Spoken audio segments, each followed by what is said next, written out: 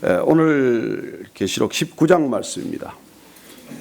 1절로 10절까지 말씀 한 목소리로 같이 읽겠습니다. 시작. 이 일 후에 내가 들으니 하늘에 허다한 무리의 큰 음성 같은 것이 있어 이르되 할렐루야, 구원과 영광과 능력이 우리 하나님께 있도다. 그의 심판은 참되고 의로운지라. 음행으로 땅을 더럽게 한 큰 음녀를 심판하사 자기 종들의 피를 그 음녀의 손에 갚으셨도다 하고, 두 번째로 할렐루야 하니 그 연기가 세세토록 올라가더라. 또 24장로와 네 생물이 엎드려 보좌에 앉으신 하나님께 경배하여 이르되 아멘 할렐루야 하니, 보좌에서 음성이 나서 이르시되 하나님의 종들 곧 그를 경외하는 너희들아, 작은 자나 큰 자나 다 우리 하나님께 찬송하라 하더라. 또 내가 들으니 허다한 무리의 음성과도 같고 많은 물소리와도 같고 큰 우레소리와도 같은 소리로 이르되 할렐루야, 주 우리 하나님 곧 전능하신 이가 통치하시도다. 우리가 즐거워하고 크게 기뻐하며 그에게 영광을 돌리세. 어린 양의 혼인 기약이 이르렀고 그의 아내가 자신을 준비하였으므로 그에게 빛나고 깨끗한 세마포 옷을 입도록 허락하셨으니 이 세마포 옷은 성도들의 옳은 행실이로다 하더라. 천사가 내게 말하기를 기록하라. 어린 양의 혼인잔치에 청함을 받은 자들은 복이 있도다 하고, 또 내게 말하되 이것은 하나님의 참되신 말씀이라 하기로, 내가 그 발 앞에 엎드려 경배하려 하니 그가 나에게 말하기를 나는 너와 및 예수의 증언을 받은 내 형제들과 같이 된 종이니 삼가 그리하지 말고 오직 하나님께 경배하라. 예수의 증언은 예언의 영이라 하더라. 아멘. 어떻습니까? 벌써 읽으면서 분위기가 다르죠? 오늘 우리가 신약 성경에서 처음으로 할렐루야라는 이 소중한 말씀을 듣게 됩니다. 구약에서는 시편에서 할렐루야를 우리는 반복해서 듣게 되죠. 23번 기록이 되어 있고, 신약 성경에서 오직 4번 이 할렐루야의 표현이 19장에 우리가 기록된 것을 봅니다. 할렐루야는 여러분들 잘 아시다시피 할랄이라고 찬양하라, 루야라고, 너희들이 야훼 하나님께 찬양하라는 것입니다. 여러분, 하나님께 찬양하는 것은 그건 해도 그만 안 해도 그만이 아니에요. 하나님을 기뻐하고 하나님을 찬양하는 것은 우리의 본분입니다. 하나님의 하나님 되심을 우리가 알기만 한다면, 그게 날마다 감격이 된다면 어떻게 하나님을 찬양하지 않을 수 있겠습니까? 그리고 마음껏 여러분들이 하나님을 찬양한다는 것이야말로 특권이에요. 제가 예수 안 믿을 때 가장 듣기 싫은 말이 할렐루야예요.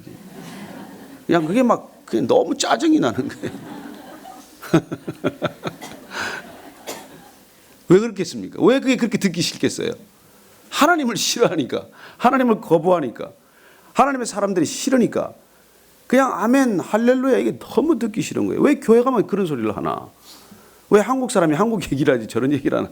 그런 정도로 제가 싫어했는데, 그래요. 하나님을 우리가 기뻐하기 시작을 하면은 우리 입술에서 나오는 이 찬양, 찬송, 그리고 경탄, 감격, 이 모든 것들이 찬양이 될 줄로 믿습니다.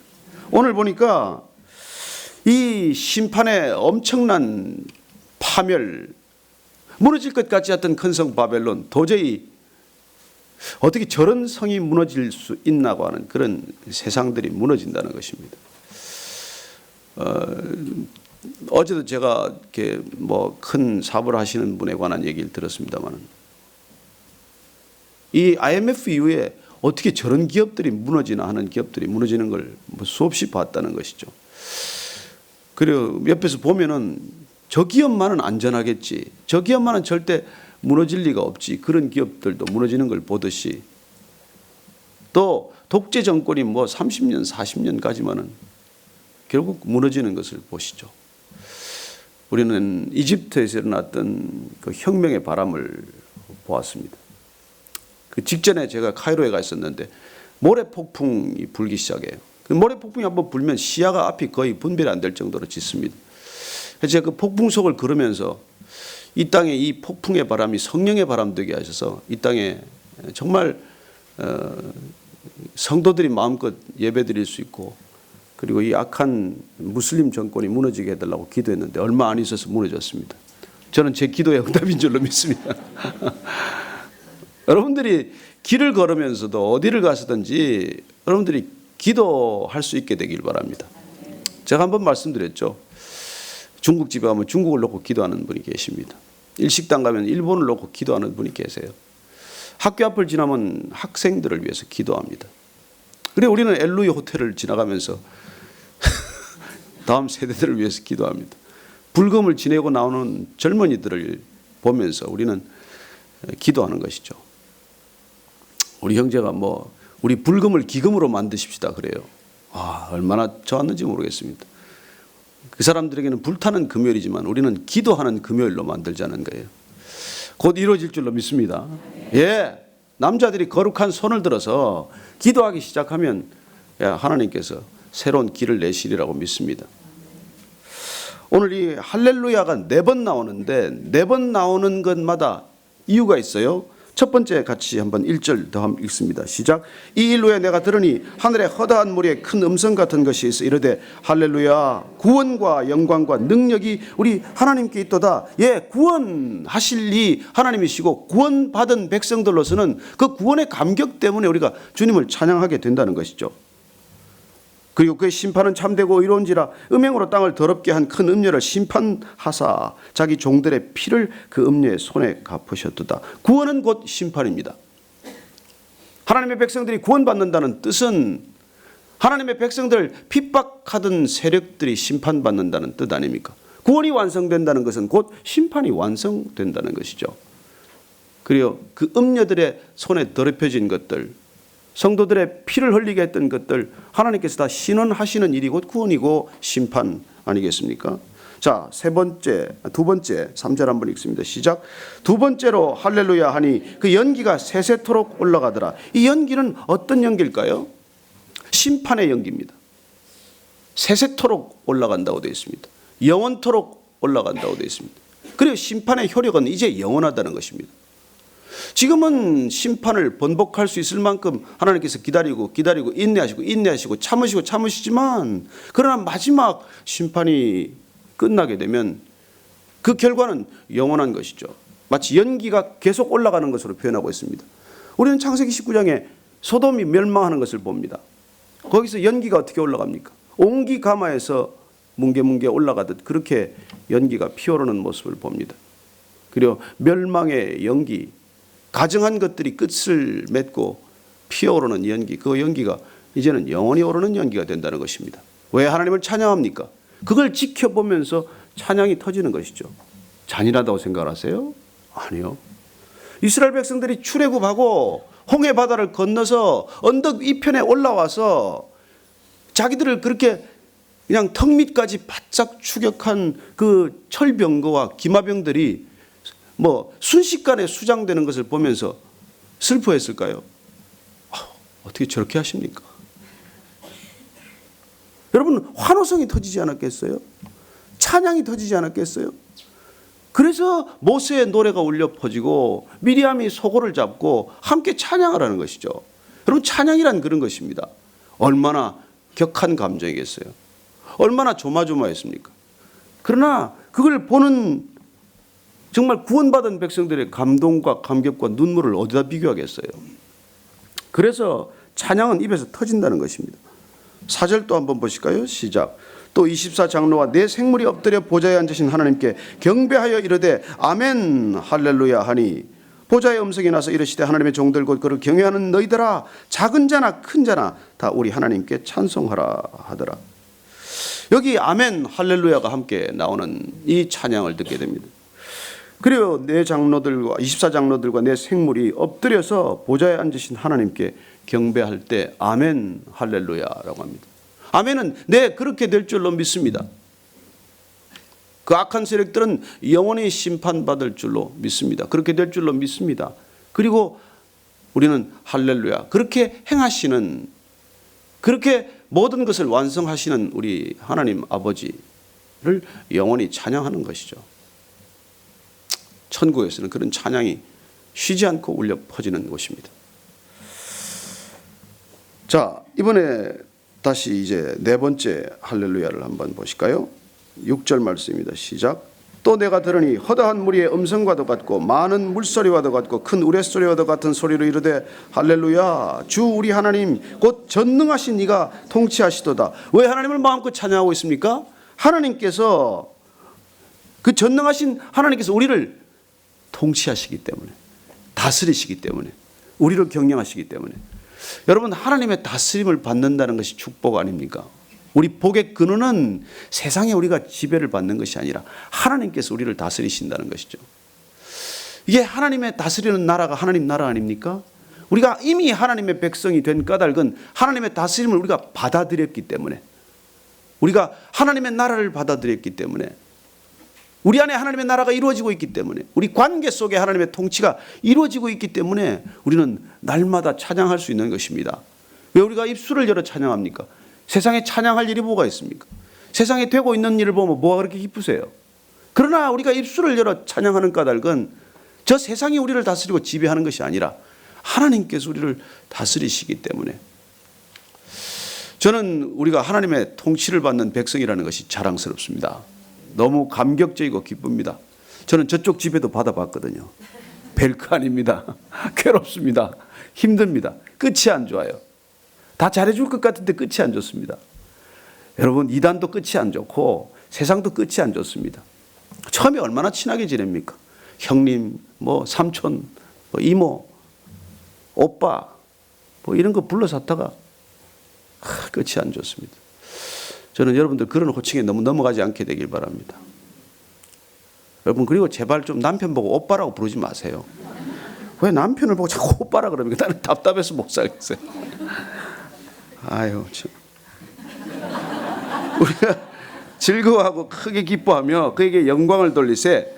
자, 7절 말씀 한번 같이 읽으십시다. 이게 얼마나 기쁜지. 시작. 우리가 즐거워하고 크게 기뻐하며 그에게 영광을 돌리세. 어린 양의 혼인 기약이 이르렀고 그의 아내가 자신을 준비하였으므로 계속 있습니다. 그에게 빛나고 깨끗한 세마포 옷을 입도록 허락하셨으니 이 세마포 옷은 성도들의 옳은 행실이로다 하더라.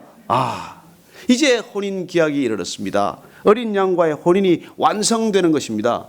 이 혼인에 관한 얘기는 우리가 조금 그 유대인들의 결혼 풍습을 이해할 필요가 있는데, 유대인들의 결혼은 복잡해요. 세 부분으로 크게 이루어집니다. 첫째는 이제 절기 때마다 남자와 여자가 눈이 맞겠죠? 그러면 이제 남자가 찍을 것 아닙니까? 그러면 이제 남편 나름대로 이 신랑이 쭉 계획을 해서 이제 지참금도 모으고 아버지하고 의논도 하고 해서 이제 이 모든 걸 준비해서 자신을 가장 잘 설명하고 프레젠트할 수 있는 분, 친척 중에 한 분을 모시고 이제 신부집을 가는 것이죠. 가서 이제 신부 아버지에게 갈 때 뭘 가지고 가느냐니까, 첫째는 이제 포도주 한 잔을 들어가는 가죽 부대를 가지고 갑니다. 두 번째는 이제 지참금을 가지고 가는 것이죠. 금과 은을 가지고 갑니다. 세 번째는 서약서를 가지고 가요. 그래서 이걸 가지고 가서 이제 신부 아버지한테서 설득이 되면 이제 뭐 지참금도 좀 협상이 있을 것이고, 그리고는 아버지의 신부 아버지의 허락이 나면 포도주를 반잔 부어서 이 신부가 마시고, 아버지가 허락을 하면 신부가 이제 허락한 것이죠. 마시고, 그리고 나머지 반잔을 따르면 몇 방울을 서약서에 떨어뜨리고 신랑이 될 사람이 먹는 것입니다. 그러면 혼인이 정해진 거예요. 그러면 아직 그렇게 뭐 한 집에 살진 않지만 합법적인 부부로 법적인 효력을 지는 것입니다. 그게 마리아와 요셉의 정혼이었어요. 그렇게 정혼되면 이제 신랑이 다시 집으로 돌아갑니다. 그러면 대략 한 1년 정도의 유예 기간이 있어요. 그동안 신부는 이제 준비를 하는 것이죠. 신랑에 대해서 어떤 분인지도 알아야 되고, 또 신랑 집의 가풍이라든지 그 가문에 대한 것들을 쭉 이제 훈련하고 연습하는 시간이 주어지는 것입니다. 그리고 이제 신랑은 가서 신부를 데리고 올 거처를 마련해야 합니다. 그래서 뭐 아버지 집에 집을 따로 지을 수도 있고, 이 거처를 마련한다는 일 기억나십니까? 예수님께서 우리에게 내가 거처를 마련하면 너를 데리러 오겠다고 말씀하십니다. 그래서 그분이 거처를 마련하고 데려온다는 얘기를 하면 우리는 혼인잔치에 이게 선연한 그림이 떠오르는 것이죠. 그 사람들은. 그렇게 거처를 마련하고 있으면 이제 가서 신부를 데려와라. 이 날짜를 결정하는 것은 신랑의 권한도 아니고 신부 아버지 집도 아니고 오직 신랑 아버지 되시는 분만의 결정권입니다.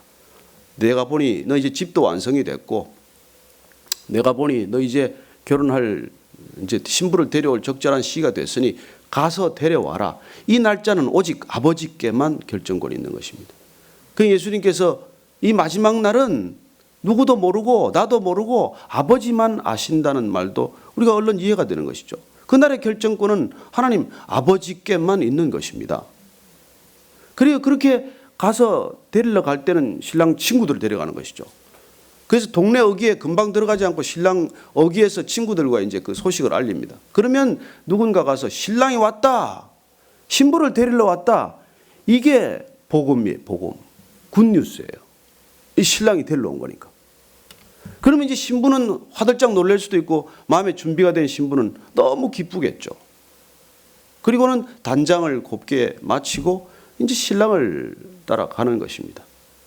그렇게 신랑을 따라가서 첫날 밤을 지내고 나면 신랑이 그 다음날 아침에 선언을 해야 돼요.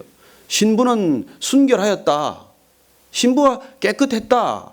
이렇게 선포를 하면 그때부터 혼인잔치가 일주일간 계속이 돼요. 대개 한 일주일씩 혼인잔치를 치르는 것이죠.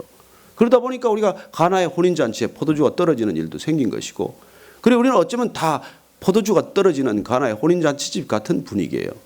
예수님께서 물이 포도주가 되게 하심으로 다시 그 잔치가 이어지도록 하는 것이죠. 그렇게 혼인잔치가 시작되는 것이 결혼의 완성이고 그 유대인들의 결혼의 세 파트 중에서 마지막 파트에 해당하는 것입니다. 그래서 오늘 우리가 이렇게 읽을 들으면 혼인 기약이 이르렀고 이제 아내가 자신을 다 준비했고 이제 깨끗한 세마포 옷까지 입고, 여러분 세마포 옷은 그때 가장 귀한 옷이에요. 이걸 입고 이제 새로운 거처로 신랑과 들어감으로써 혼인이 완성되고 잔치가 벌어지게 될 것입니다. 그런데 오늘 이 세마포 옷이 어떤 것인지를 여러분 이렇게 설명해 두지 않았습니까? 우리 성도들의 세마포 옷은 뭐라고요? 옳은 행실이라는 것입니다. 자, 여기서 우리가 구원의 본질을 다시 한번 보는 것이죠. 우리는 믿음을 고백함으로써 의로워집니다. 칭의, 그렇죠? 예수님을 우리가 영접함으로, 예수님을 믿음으로 우리는 의로워진 거예요. 완성된 겁니까? 아니요, 의로워졌지만 성화는 무엇입니까? 날마다 그 믿음이 옳은 행실로 드러나는 것이죠. 날마다 구원을 살아내는 것이죠. 날마다 구원이 이루어지는 것을 보는 것이죠. 날마다 구원이 우리의 삶을 통해서 옳은 행실과 바른 행위를 통해서 그 믿음이 증거되는 것이죠. 그리고 구원받고 행실이 나쁘다, 그건 구원을 이루지 못하는 것이죠. 어쩌면 구원을 사산할 수도 있어요. 어쩌면 신랑이 1년 정도 지금 기다리고 있는 사이에 신부가 바람이 난 거랑 마찬가지죠.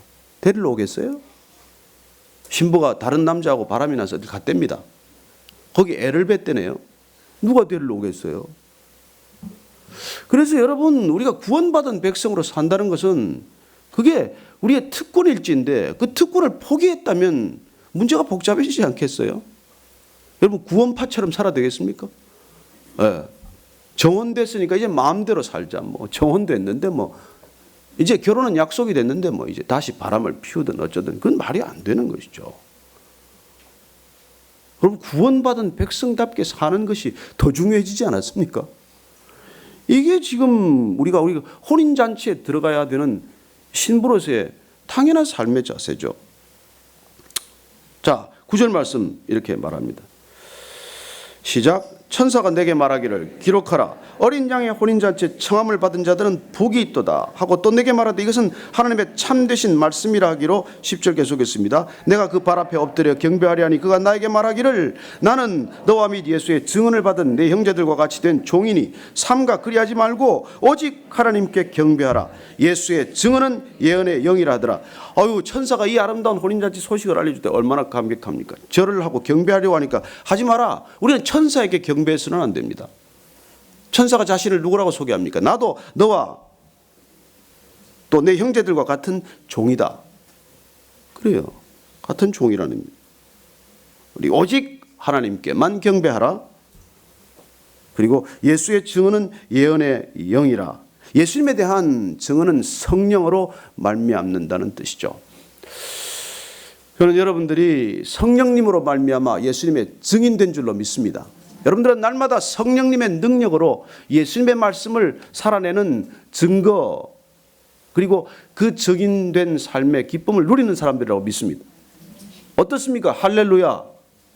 주님을 찬양하고 싶지 않습니까? 예, 제가 오늘 여러분들이 주님을 찬양하는 할렐루야를 한번 같이 듣도록 하겠습니다.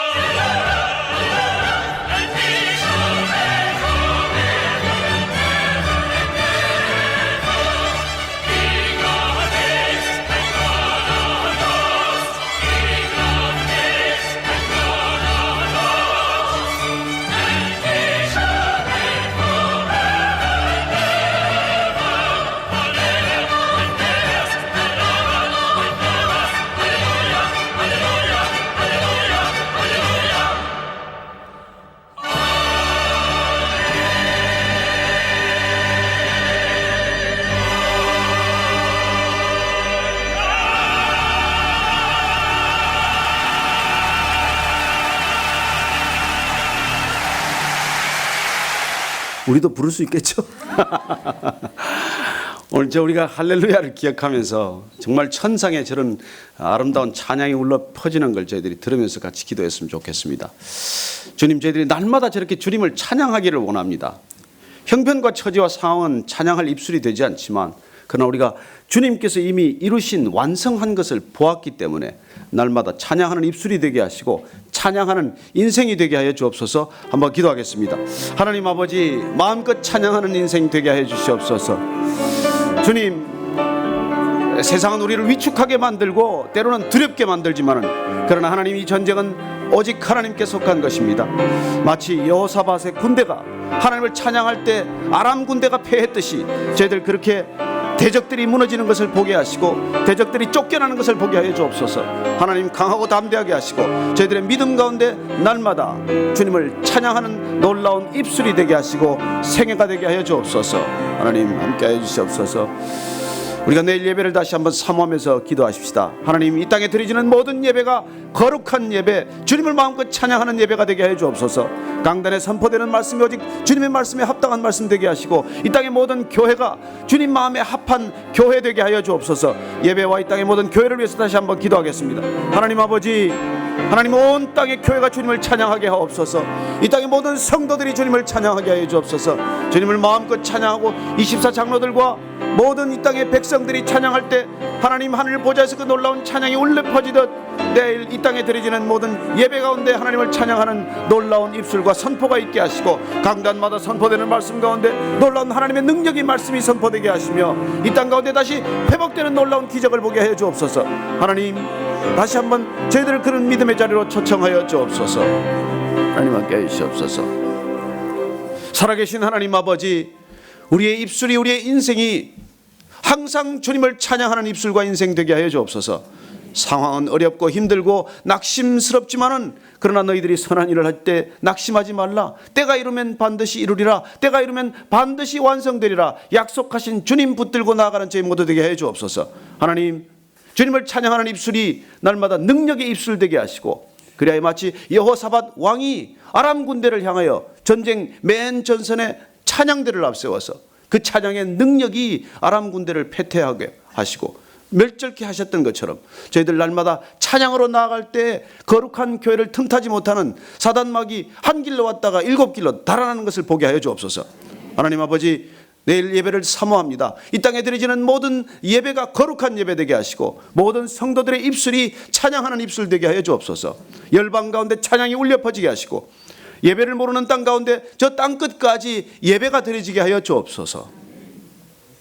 이제는 찬양 받으시기에 합당하신 우리 구주 예수 그리스도의 은혜와 예수님을 찬양하는 입술 되게 하심으로 하늘 보좌가 늘 할렐루야로 울려 퍼지도록 우리를 초청하시는 하나님 아버지의 크고 놀라우신 사랑과 우리의 입술이 비록 낙심하고 실망할 수밖에 없는 상황일지라도 주님을 찬양하는 입술 되도록 우리를 권면하시는 성령님의 충만하게 하심과 기름 부으심이 이 아침에 다시 한번 하늘을 바라보며 그 땅의 아름다운 찬양과 예배를 바라보며 이 땅을 넉넉히 이기기로 결단하고 소망하는 이 자리에 고개 숙인 모든 이 땅의 믿음의 사람들 위해, 성령 충만한 사람들 위해 지금부터 영원까지 함께 하시기를 축원하옵나이다. 아멘.